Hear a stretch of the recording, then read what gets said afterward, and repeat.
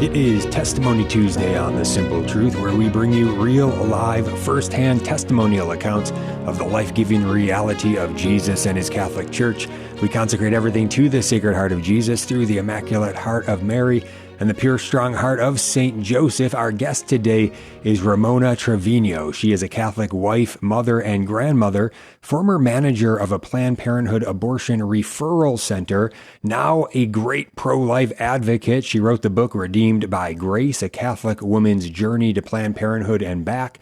She's also campaign outreach director for 40 Days for Life, 40daysforlife.com. She's also got an upcoming trip to Western New York that we'll talk about as well. We're actually pre-recording this on Thursday, airing this live on Tuesday. So she's already in the midst of that trip in Western New York as this is broadcasting live. But again, we'll share more with you as we go here. But Ramona Treviño, welcome to The Simple Truth. Thank you so much for being with us. How are you today? I'm wonderful. What a pleasure to be on. Thank you for having me. Excellent. Well, great blessing to have you with us. We always begin at the beginning as you share some of your story with us today. So let's start with childhood. What was your early life like, your family and the culture that you grew up in? Right. Well, I was what we would call a cultural Catholic. I was baptized as a baby into the Catholic faith, but received no formation or really little formation. Just your typical, Our Lady of Guadalupe on the wall. My mother prayed the rosary. We went to mass, on occasion. But I think if I think about my childhood, the earliest memories I have is really attending Catholic funerals and rosaries. And so I have many memories of those, and then just occasional mass on Easter and Christmas, as you can imagine. And we were a big, we really celebrated Lent. That was one of those things that I have fond memories of is our huge celebrations, Easter celebrations, actually observing Lent and abstaining from meat on Fridays, those type of things. But really, that was it. So no surprise, I would become pregnant at 16. I was a teen mom. So I chose life. And really, I think about that as a huge grace from God because, when you're 16 and you're in a culture that really promotes abortion, everywhere I turned, that's the propaganda that I was exposed to, right? And we didn't talk about the subject of abortion in our home. So I always look back and I think in hindsight, wow, what a grace from God that abortion never crossed my mind. I never considered it, and neither did my parents when I told them that I was pregnant. So, I really count myself as truly blessed because so many girls who are in the situation that I was once in aren't so blessed and don't have that support. And I did have it. So I praise be to God, I was able to choose life, but of course the road was not easy. And especially as a single mom, ultimately I did split from the father of my daughter, but then found my way back to the church too, through meeting and marrying my now husband of 17 years. And so we were confirmed in the church. We were married in the church. And just 2 years later, I accepted a position working for the nation's largest abortion provider, Planned Parenthood. Okay, wow. Yeah, this is an incredible testimony with Ramona Treviño today. And so, yeah, what a grace, right? That your family was one where there was that family culture that didn't even consider abortion, thanks be to God. And so, yeah, going forward then as a single mom, then coming back to your faith, getting married. So I think many at this point would say, okay, this seems like a very good trajectory. How would it then line up that you then go down the road where you get hired and you take a job at Planned Parenthood? Yeah. So, I think it was going well, right? Like we were going, things were looking good for Ramona and her faith. And so, And so when I accepted that position at Planned Parenthood, when I look back and I think this is obviously the most common question I think ex-abortion workers get asked is how do you end up there? And I think, I've spent the last decade of my life trying to really peel back the layers and figure out what went wrong, so to speak. And when I look back, I realized that there was a lot of healing that needed to take place in my life. I was in a very abusive relationship with the father of my daughter as a teen and as a young adult. So I spent many years subjected to that to that abuse until I finally found the courage to leave. But when I left, I never really sought out the healing that was necessary to make me whole again. And I really just suppressed all of that. And I think, when Satan has a way of really capitalizing on not just our sin, but our brokenness.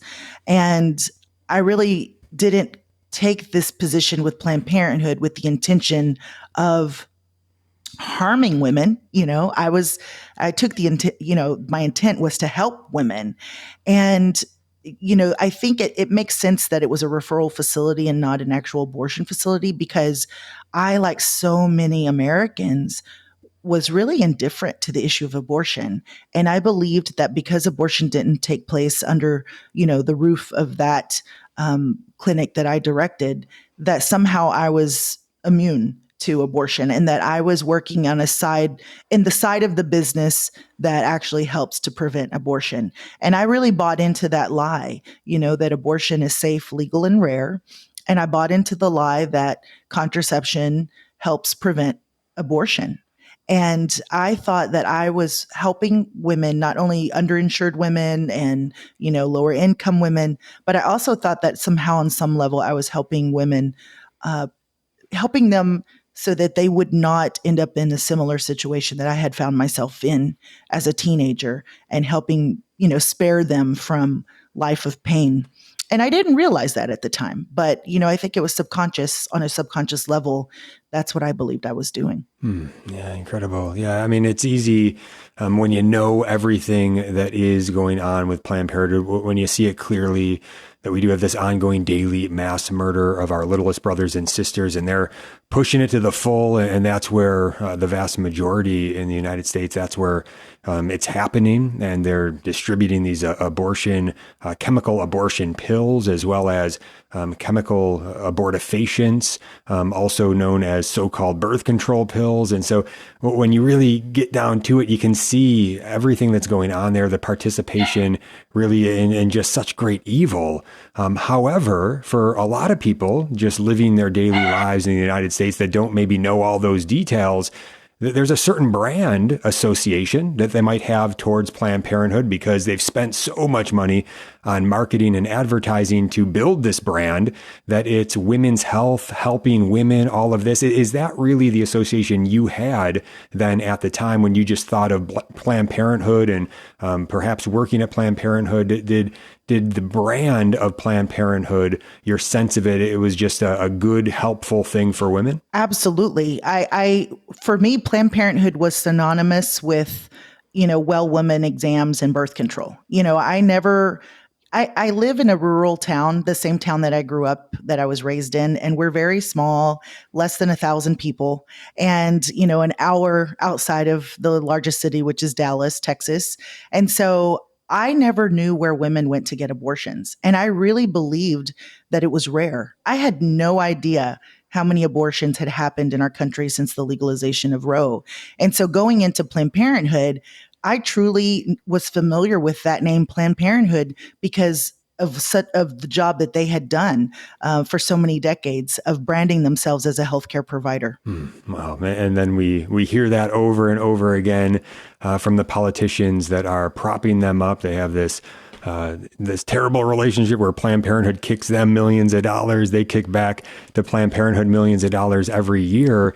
And then you've got these Democrat pro-abortion politicians just saying this is women's health, women's health, women's health. And we're talking about really severely hurting women, really taking what is most natural and most beautiful of a pregnant mom, and then trying to turn her heart away from the child and even kill the child. Obviously, this is killing babies as well. I mean, it's just absolutely terrible when you strip it down and understand the reality of all of this. And yet, many people, they go along with that lie, or they really naive to it, or maybe they know better, but because of politics or whatever, they just keep pushing that it's somehow women's health care. When you were working there, how long were you able to keep that sort of brand association before it started to crumble before you? It wasn't long, really, because, when we talk about abortion, we think about that level, that particular part of Planned Parenthood is the extreme, right? That's the worst part of Planned Parenthood is the abortions.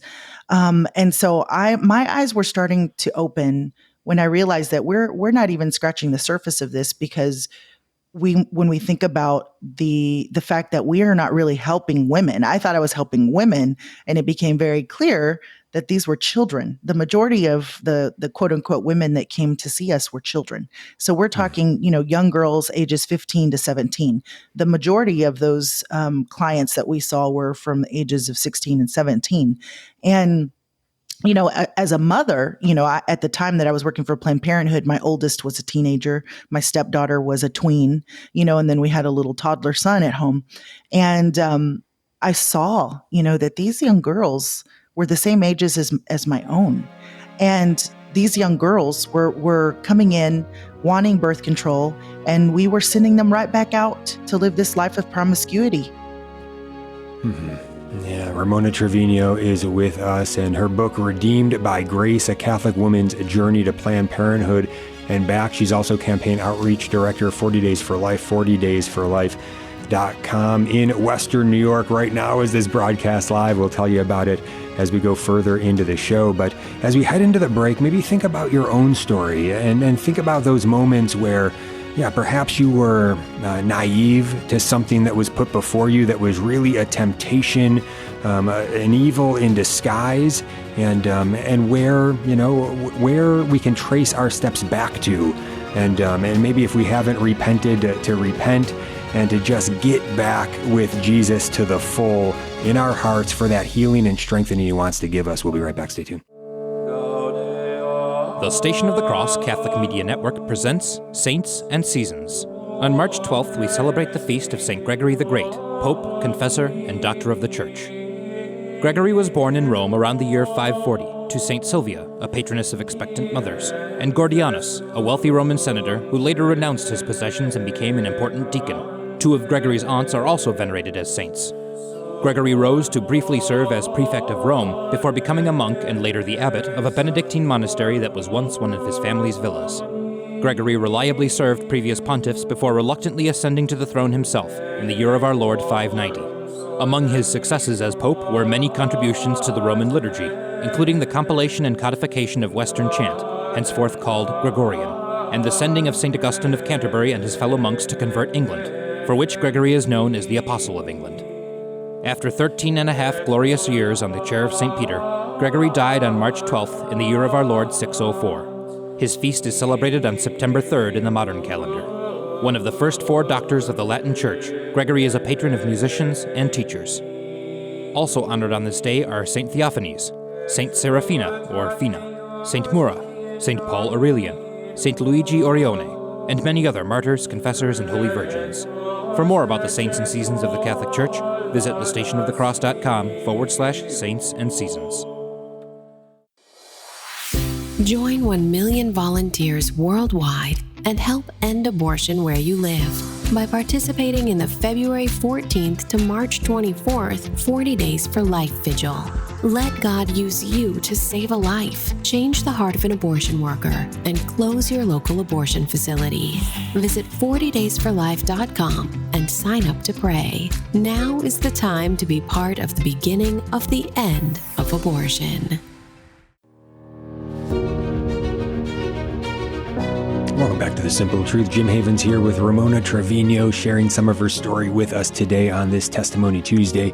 She's a Catholic wife, mother, and grandmother, also campaign outreach director for 40 Days for Life, 40daysforlife.com, and a former manager of a Planned Parenthood abortion referral center, now pro-life advocate. She's got a book, Redeemed by Grace. You can check that out as well. But Ramona, you're sharing some of your story in that last segment where things are starting to crumble a little bit for you not long after you started working at the Planned Parenthood, in terms of what was really going on as you're seeing the women come in who were really girls, mostly ages 15 to 17, as you said. At the same time as this is going on, I want to get a sense of where you were at personally in your heart, specifically with your Catholic faith. Would you have thought at that time, would you have said that you were striving to be, you thought yourself to be a faithful Catholic woman? What would you have said about your faith during this time?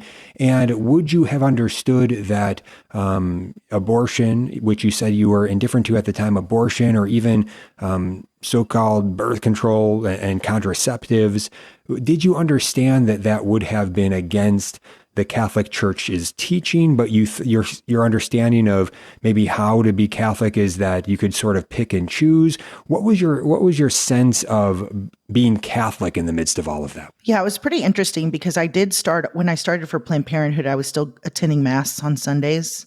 And I myself was contracepting because I've suffered from endometriosis my whole life. And I thought that it was a 2-for-1, the birth control pills that I was on was helping with the endometriosis, but also simultaneously working, to prevent pregnancy. And I thought, okay, well, that's not, a big deal, right?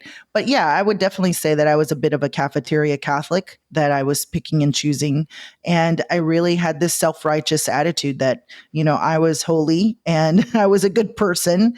And what I was doing at Planned Parenthood wasn't wrong. And it's incredible because when I tell people that the majority of the women who worked at the affiliate that I worked for. So at the time, that particular affiliate was part of, it was called Planned Parenthood of North Texas, which included, the bigger cities of Dallas and Fort Worth. And then there were the other small referral facilities, about 24 of them, really. So it was a rather large affiliate that referred all the abortions to Dallas. But it's interesting because the majority of these women who work for Planned Parenthood identify as Christians. They go to church on Sunday, different faiths, of course, but it was common to see other Catholic women, whether it was, nurse practitioners or medical assistants who were Catholic, who also, went to church and they believed they were doing good things. And I think what I saw most often is that this was the attitude and really the consensus across the board in the referral facilities. And so I think it's very easy to fall into this gray area, like you think you're in this gray area, and sin doesn't work that way, right? It's black or white. And so, there is no gray. And so I think Satan really likes to dabble in the gray. Mm-hmm. When you reflect on that, is there anything that we, as the church, as members of the church, that you think we ought to learn from that, from the experience that you had there in terms of many Catholics, many even non-Catholic Christians working in these places? What's the message that the church should take away? What can we do better? Absolutely. I think one of the biggest things that I took away when, just experiencing my conversion was the issue of contraception. And that's really a big thing for me because that's where God opened my eyes to the issue first. Usually people will have a conversion on the issue of abortion, and then later on, they'll have this realization about, the connection with contraception. And mine happened the opposite. So I had this conversion about contraception first, before I really came to understand my role in facilitating in abortions. And so I think that's where we often fall short as a church, is really getting people to understand and educate them on the evil of contraception. Wow, that's interesting. Yeah. Can you say more about that? Because I think that is so true that we often just think, we hear testimonies where it is that way, where somebody would first wake up to the evil of abortion, the church's teaching being right on that, and then they come around on contraception and understanding that the abortifacient nature of all of the hormonal pills and devices and things. But even those that are non-hormonal, understanding finally understanding sort of the evil of contraception, just the immorality in terms of stopping that procreative process, that unitive process between husband and wife, and that openness to life. That's usually kind of the last piece in a lot of testimonies. And I think that's also the way that logically a lot of people think about it. Probably a lot of pastors and folks that are sharing maybe the truth of the faith or trying to walk with somebody they would think, well, let's start with abortion, which seems like maybe that'd be easier for somebody to understand, and then work from there and ultimately get them to understand what's going on with contraception. But that wasn't your experience. Is there any reason why you think that was? And is there any opportunity that we're missing there that you think that we should be drilling down about contraception, helping people to understand about contraception, even not waiting and saying, well, they're not going to understand that till they understand this. Can we go a little bit sooner in helping people understand that? What's your thought on it? Oh my goodness, I have so many thoughts on it.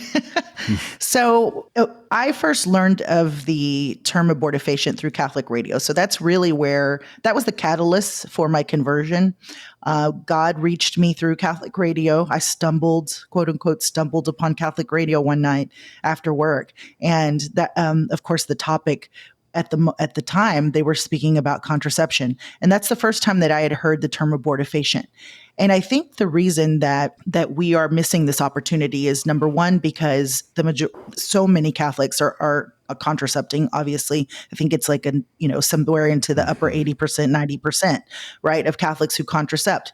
And I think, just to back this up a little bit, when we think about the foundress of Planned Parenthood, for example, Margaret Sanger, she didn't found Planned Parenthood pushing abortion. It was legalizing contraception, and contraception opened the door eventually to abortion. It's the two sides to the same coin type of situation, because what contraception says is, I am against conception. That's what the word contraception means, right? I'm against conception. And so it's this now become this cultural thing for us to accept contraception and thinking that is good, right? Versus understanding that, of course, this is not part of God's design for human sexuality, but then also the abortifacient nature. And how does that realization about the abortifacient nature of contraception, how did that get me to convert? Well, I was of the mentality that so many of us have in this country, that I personally didn't agree with abortion. I personally wouldn't have an abortion, but who was I to tell other women what they could and could not do with their own bodies, because this was her right. I had been indoctrinated to that my whole life. I was born, after Roe v. Wade came into law. And so, this idea that abortion is a choice and it's a right, that had been drilled into me through propaganda my whole life. I didn't even realize it, right? And so I, like so many people, believed, oh, well, I wouldn't have an abortion. I don't necessarily think it's okay, right? And so it wasn't until I came face to face with the fact that through my own contraceptive use, and not only my use, but selling of contraception, that I actually was complicit potentially in abortion. Even if I had never had, a chemical abortion without, knowing, I still could potentially have one. And so that was the moment that I was actually challenged with the reality that, hey, Ramona, you may be personally against abortion, but who's to say you haven't already had one through your own contraceptive use?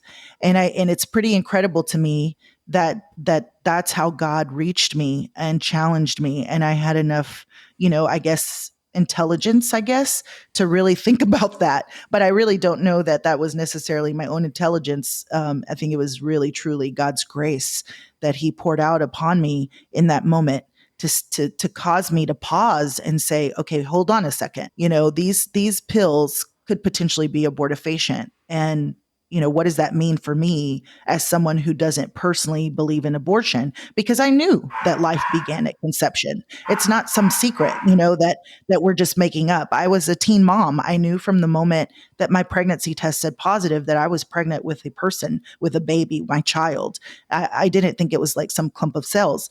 And so, we know that life begins at conception. And so if these contraceptions could potentially cause a chemical abortion unbeknownst to, myself or to anyone taking them, then, I am ending the life of my own child.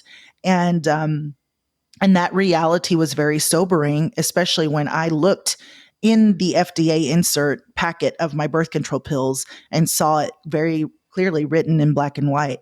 And no one had ever told me that before. And so that was a really tough pill to swallow, no pun intended, to realize, wait a second, all of these years that I've been contracepting, I even remember looking back at a moment many years earlier prior that I was, really perplexed by a particular menstrual cycle that had happened. And, there are moments that I think to myself, and of course have brought this to God, could this have potentially been or a very early abortion? Mm-hmm. Yeah. Such an important topic to explain and to help people to understand. And if anybody wants further clarification on this, there's a great little book I highly recommend. It's called "Does the Birth Control Pill Cause Abortions?" by Randy Alcorn. Is a Protestant guy who heard Catholics saying this, making this claim. And so he did all this research to try to show that it's not true. And of course, when he dove into all the research, he found out that it was true. And so he put it all together, put the book out.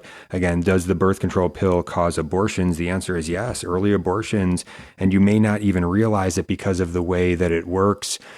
So yeah, powerful testimony here with Ramona Treviño. And also want to make mention of that eugenics sort of mindset and intention that Margaret Sanger had in so many of the time. There are still population reductionists among us who have a lot of power in our nation and in our world that think that human beings are basically things that we need to discard a certain number of them in order to help the rest of us or help the earth or the environment or whatever. And it leads them down a road of some really, really terrible thinking and some terrible conclusions. And what you saw in that time leading up to the legalization of abortion, when Margaret Sanger was pushing those so-called birth control pills, those abortifacients, it was, in her own language, to get rid of the undesirables. Because if you're going to get rid of some people, you might as well get rid of certain people based on qualities that you don't like. She was a racist. She wanted to get rid of people in minority communities in particular. And so all of that history and scholarship is out there. That is all very, very clear. And one of those things with the history there that you should keep in mind too is that there were many states in our nation, in the United States, that even had forced sterilization policies that were going on. There have been tens of thousands of people in this nation that were forcibly sterilized in those times because they said they were unfit to be able to be able to have offspring. They just decided that, right? So again, out of racist means and other sort of discrimination going on there, just terrible, terrible things. But we're going to get back to Ramona's story as soon as we get back. Hold on.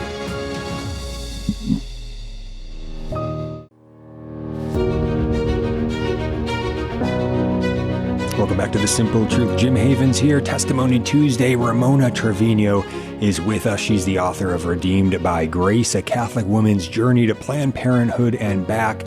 Also campaign outreach director for 40 Days for Life, 40daysforlife.com. And Ramona, I want to ask you one last question about what we were talking about in that last segment with respect to so-called birth control, abortifacient, hormonal pills and devices, and sterilization, and the evil ideology behind all of that goes back many, many decades now. But when you were working in the Planned Parenthood, and this was a abortion referral Planned Parenthood, so no surgical abortions were taking place there. I guess this is a question, were you even providing the chemical abortion pills at that location? So no to that. I see you shaking your head no. And then also so then you would have really been focused on these hormonal birth control pills and abortifacients, and also these devices. And tell me a little bit more about that in terms of, I would see girls, I've spent a lot of time in the sidewalks outside of these places, and I've seen girls and women coming in and out and talking to many of them and hearing their stories. And for many of them that were there for so-called birth control, that some of these implants, it would seem to be that Planned Parenthood, by all effects, is really sterilizing a lot of these women with these long-term implants. Anything that you want to speak to about that, or any of the ideology behind that? And were there any, I've heard some who have worked inside Planned Parenthood say that there were abortion quotas. Was there anything like birth control quotas, or these implant quotas, or anything like that? Was there any push to try to kind of upsell them into sterilization, basically, with these long-term implants, or anything like that? Anything along those lines you can share with us? Oh, of course. Absolutely. Just like there are abortion quotas, there are also quotas on the referral side of the business as well. And so I had quotas to meet. And you become a very good salesperson when you have quotas to meet, right? And so I could see that, we weren't necessarily meeting our monetary quotas by selling just pills. So we would upsell, of course, and go to long-term, devices like IUDs or the Implanon is what it was called. I think it's still exists today. I'm sure it's been a long time since I've left Planned Parenthood. So, but yeah, we would definitely try to upsell and turn to long-term birth control like IUDs. Okay. We were actually really successful at my former clinic in selling women IUDs. Okay, wow. Yeah, well, I want to get into the redeemed by grace part. You already shared a little bit about it, that moment that the Lord used Catholic radio to really help you realize some things that you hadn't realized to that point. But anything else before we kind of move on into that part of the story, the redemption part of the story? Anything else about any details working inside that Planned Parenthood? Anything that you think it would be good for us to know, or anything else you want to share there? Well, I think it's really important, obviously, before we get into my favorite part of the story. But I think it's important for our listeners to really understand that these young girls that go into Planned Parenthood, or any type of quote unquote family planning clinic, they don't need parental consent to go in. And I think one of the most tragic parts of just having worked for Planned Parenthood, for me anyway, apart from obviously the abortion, the relation to abortion, the most tragic part for me was really witnessing a lot of statutory rape happening within the walls, and nothing happening as a result. And so we're talking, very young girls, 15 and 16-year-old girls who are in statutory rape situations. We are by law required to report that. But to this day, I really don't know where those reports were going, if those reports were truly going to, the legal authorities, or if that was just simply, being submitted to, an offsite fax number. Because in all the years that I worked for Planned Parenthood, nothing came of those reports. And so, I think that was the most tragic part, is seeing how, these young girls would come in who were in these statutory rape relationships, and we were selling them birth control and sending them right back out into the arms of their abusers. And I think that is what our listeners really need to understand when we talk about birth control, because so oftentimes I hear people and see people on social media say, well, we need more birth control. We need more birth control, to stop abortion. And I'm like, I want to pull my hair out, because it's like the birth control is what exactly is perpetuating the abortions, right? Because this birth control will fail. And what we're saying is, go ahead, live a life of promiscuity, as long as you're quote unquote safe by using contraception, right? Then you'll be okay. And obviously it does fail, or we wouldn't have 70 million aborted babies in this country since Roe. And so I think, there is that part of that dark side of this whole reproductive freedom discussion that we're not wanting to talk about. And that is, who are these young girls who are on birth control? Who are, these girls that Planned Parenthood is selling birth control to? What kind of lifestyle are they living? And is it really good for them? And it's not. And so I think that's where our listeners really need to stop and take into consideration. We're not talking about, married women who are, in a monogamous relationship using birth control, even though in that case, it's another, tangent I could go on. But, we're talking about little girls, someone's daughter, whose parents probably have no idea they're even going to Planned Parenthood to get birth control. And God only knows what type of toxic, unhealthy, painful, damaging relationship she's in. Yeah, so well said. Ramona Treviño is with us. And yeah, so just to obliterate the lie completely, this brand that Planned Parenthood has spent so much to try to build up and indoctrinate people with, this propaganda that it's about women's health, that they want to help women. It's right there in their tagline, something about that they're there for the women no matter what. They care no matter what. Care no matter what. Right. They want everybody to believe this nonsense. But yes, you obliterate that in sharing your experience there. I mean, just the fact of the abortion quotas and the birth control quotas, and then the upselling to the long term, basically sterilizing these girls and women, the quotas, like that just shows right there. This is a sales operation. This is not about caring for the person before you. There's no counseling where you're seeking to hear the person's heart and try to direct them and help them in what's best for them. Let them know about all the resources that are available in the community and help them to make an informed choice. No, it's pushing towards certain actions, pushing towards abortion, pushing towards birth control pills, pushing towards these basically sterilizations. So this is what Planned Parenthood is about, and they do it very effectively by making hundreds of millions of dollars every single year. And then the taxpayers give them hundreds of millions of dollars, $500 million a year on top of it. It's sick. Again, I don't want to dwell on this. I want to get into the redeemed by grace. But Ramona, any last comment on it? I think you summed it up very well. I just keep looking at the whole issue, thinking, all I can do is continue to shed light on it and pray to God that hearts and minds will be changed.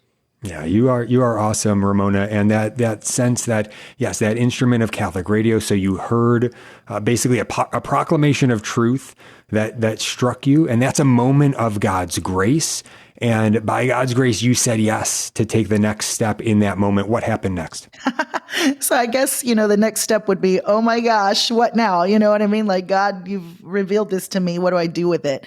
And so the next step was just continuously listening to Catholic radio on my drive to work and from work, which was just comical, when I think about it, but God is funny that way, and how he reaches us, and he reaches us in a way that he knows that it will move us. And I think had it been coming from, had that truth come from someone else's lips, someone else's mouth, I don't know that I would have received it the same way. And so the fact that God, used the radio waves to really just reach me, and it was such a personal touch, and that allowed me to really sit with it and process all of these things, all of the stuff that I was hearing on Catholic radio at the time, which was really, when I look back in hindsight, again, God's timing is so perfect, because when I first stumbled upon Catholic radio, it was during Advent. And then I'm listening, through Christmas, through New Year's, in the month of January, I keep hearing all of these programs. Every time I turned it on, they were talking about the life issue. Well, it makes sense now, because it was January and everybody's gearing up to go to the March for Life. And so now in hindsight, I'm thinking, oh, wow, that's no wonder every time I turned on Catholic radio, I was listening to something about, life and abortion and Planned Parenthood and, euthanasia and all of these topics that really I had never really, paid attention to before. And so, there would come another moment in late January where it was this other kind of bomb that God would drop, and it's so amazing to see how he does that very gradually. This process needed to be gradual, and that would happen when Live Action, so Lila Rose's organization Live Action, had released an undercover series of undercover investigative videos showing Planned Parenthood employees across the country willing to aid and abet and cover up underage sex trafficking. And so I was actually one of those employees who was supposedly going to be retrained on how to identify and report this type of practice, right? And so when I attended that retraining, it wasn't to train us on, how to identify and report it, but rather how to identify if we are being recorded or entrapped by pro-lifers.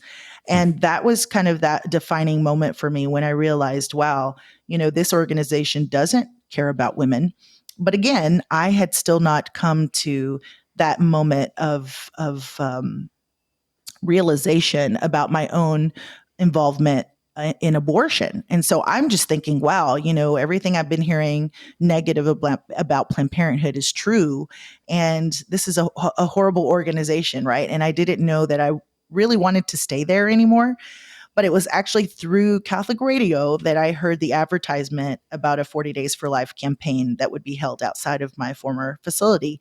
And I had never heard of 40 Days for Life before. I was unfamiliar with the organization. It's interesting because it's something that, we never talked about at Planned Parenthood. Maybe they talked about it in the other, parts because like the administrative part, because, Planned Parenthood is really good about keeping their employees in the dark. And so, it was through that advertisement that I had heard about, a Lenten campaign that would kick off on Ash Wednesday. And so I naturally just assumed that this was a Catholic, organization. And leading up to that Lenten campaign, God kept tugging at my heart to go to confession. And I hadn't been to confession in like 5 years, and I had actually stopped going to mass, early on into working for Planned Parenthood. If you recall, I'd said I was still going to mass, but at one point I just quit entirely. And I could see myself, really drifting into the darkness. And God was slowly bringing me back.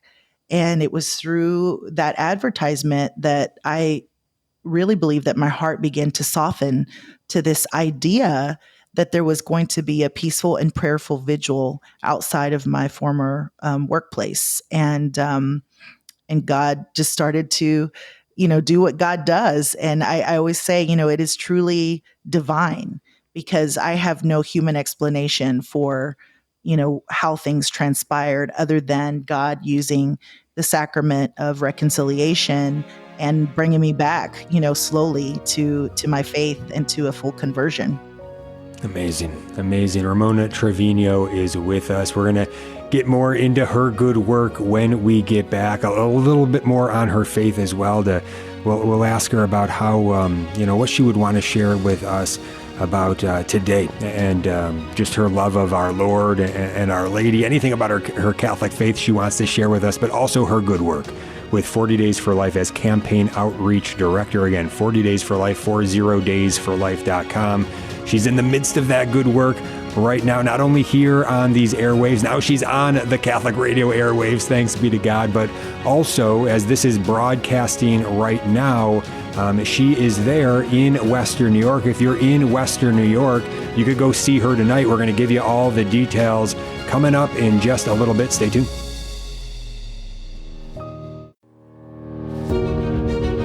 Welcome back to The Simple Truth. Jim Havens here with Ramona Treviño, Campaign Outreach Director, 40 Days for Life, 40daysforlife.com. I'm going to get into a little bit more of the good work that Ramona does and what's going on in Western New York right now. But first, Ramona, you described it a little bit earlier, your faith when you were working as a manager inside that Planned Parenthood. The way you kind of reconciled it was describing it as cafeteria, being a cafeteria Catholic, picking and choosing. Now it sounds like you are a Catholic who is all in. Anything else that you want to share with us about your Catholic faith today? Oh my gosh. Like I love our Catholic faith. I mean, the power of the sacraments, having gone to confession and, truly receiving the grace from confession, reconciliation, and then, having 40 Days for Life prayer volunteers pray for me for that 40 days during that Lenten campaign truly opened the floodgates of mercy and grace. I mean, there's no human explanation for it. During that particular Lent, had also dedicated myself to praying the rosary every day. And little did I know about the power of praying the rosary too, and the intercession of Our Lady. And so just obviously have a very deep devotion to Our Lady, to the rosary, to the sacrament of reconciliation, all of the sacraments. But really, it would all culminate on Divine Mercy Sunday. And so I have also a very faithful devotion to Divine Mercy because when I was finally able to take I was unable to really take that leap of faith and quit my job and leave Planned Parenthood because I didn't have another job to go to. And everything would come to a head on May the 1st of 2011. I will never forget, because not only was it Divine Mercy Sunday, it was also the beatification date of St. John Paul II and the feast day of St. Joseph the Worker. And I didn't know any of this at the time because I'm just like this brand new baby Catholic. And it was during the consecration of the Eucharist that I heard God say to me very clearly, Ramona, have faith in me. I forgive you. And I knew that he was asking me to take a leap of faith and quit my job because obviously, all of this time, these days are passing and I'm thinking, how am I going to quit? I don't have another job, all of these worries and concerns that I had. And throughout the Mass on that date, on May the 1st, I was just praying throughout the whole Mass for God to help me, to give me a sign, to tell me what to do.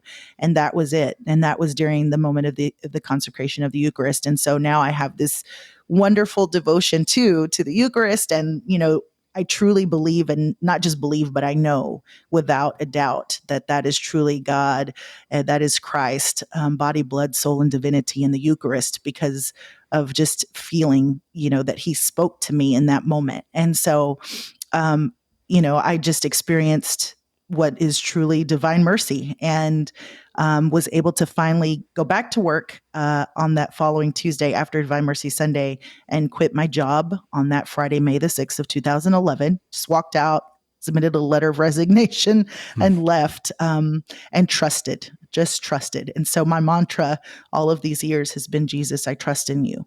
And it's been quite a journey, as you can imagine. Yeah, phenomenal.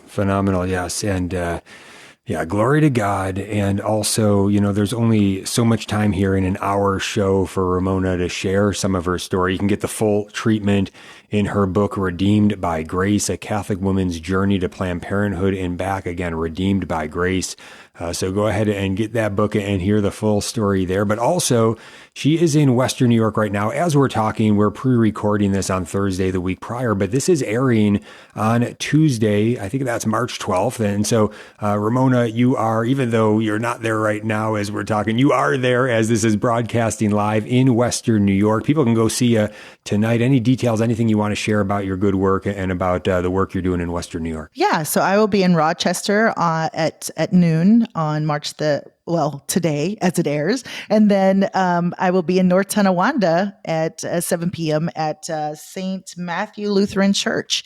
And then I'll be making my way up into Ontario, Niagara Falls, and Wheeling to visit those vigils as well. And so it's just really a tremendous blessing for me and an honor to be able to visit our leaders and our volunteers who participate in 40 Days for Life, because I wouldn't be here without them. I truly wouldn't. It's through their prayer, through their fasting, their outreach, their peaceful vigil, that I'm here right now. Absolutely. That's the prayers and the fasting that opened up those gates of floodgates of grace that poured out upon me. And I honestly don't know where I would be without the leaders and volunteers. Mm-hmm. Again, for more information, you can go to 40daysforlife.com, 40daysforlife.com. Ramona, what did you think of the folks that were outside? Were they outside of your facility when you were working there, or because it was an abortion referral center? Was there, sometimes there aren't people outside. Sometimes there aren't even people outside of the abortion centers. We need the hands and feet of Christ out there. But what did you think as one working on the inside? What did you think about the folks outside? Oh, I thought they were crazy. I thought they were crazy. They were just people that needed to get a life, again, no pun intended. But, they annoyed me. We were one of the few referral facilities that actually had a presence.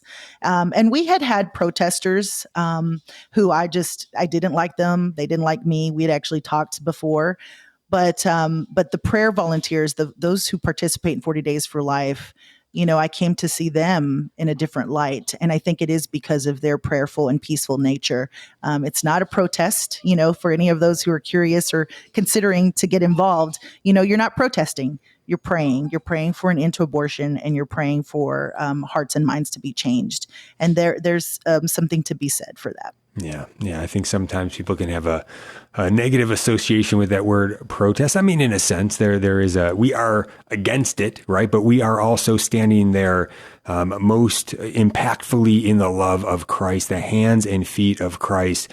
That's what I always try to emphasize to folks that are going out there to pray or going out there by God's grace to reach out lovingly to those. Like, this should be the vision, right? The hands and feet of Christ outside of these places of darkness. We're supposed to bring the light of Christ out there, not just keep it in our churches. We got to go out.